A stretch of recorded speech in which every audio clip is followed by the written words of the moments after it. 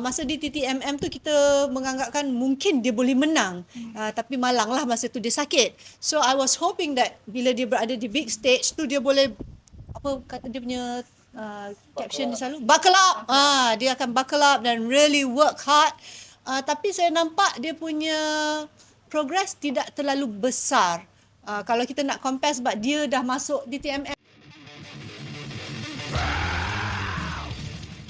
Perkembangan Hussain tidak terlalu besar jika nak dibandingkan kerana dia datang dari program Talk to My Manager yang masih baru.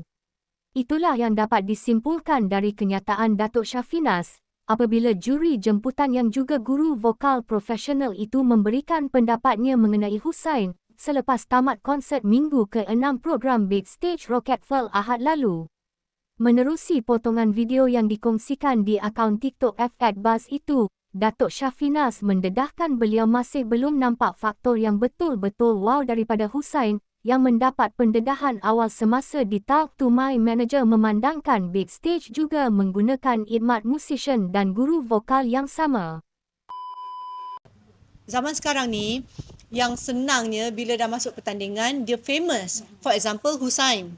Saya diberitahu tiap-tiap minggu dia menang. Okay, so kadang-kadang populariti itu menyebabkan kita lupa bahawa kita perlu kerja lebih keras. So macam Hussain sebenarnya, he's got a beautiful voice, he's got the package, the whole look. Tapi saya mengharapkan dia ambil peluang ini untuk redeem himself daripada TTMM. Right? Betul? TTMM? TTMM. Sebab masa di TTMM tu kita menganggapkan mungkin dia boleh menang. Tapi malanglah masa tu dia sakit. So I was hoping that bila dia berada di big stage tu dia boleh, apa kata dia punya caption dia selalu, buckle up. Dia akan buckle up dan really work hard. Tapi saya nampak dia punya progress tidak terlalu besar. Kalau kita nak compare sebab dia dah masuk di TTMM, fresh kan daripada TTMM. So dah berapa minggu dah tu. So sepatutnya dia lagi nampak lagi macam wow. Tapi saya masih belum nampak that real wow. Sebab saya rasa sepatutnya boleh dah.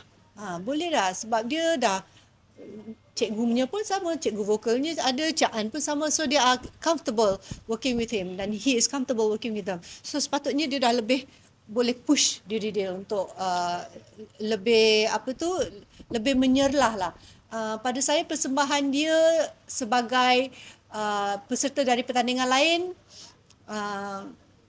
agak kurang lah. Sepatutnya boleh lebih lagi. Jangan salah faham, saya bukan cakap dia tak bagus, saya bukan cakap soal dia tak sedap, saya cakap tentang progress.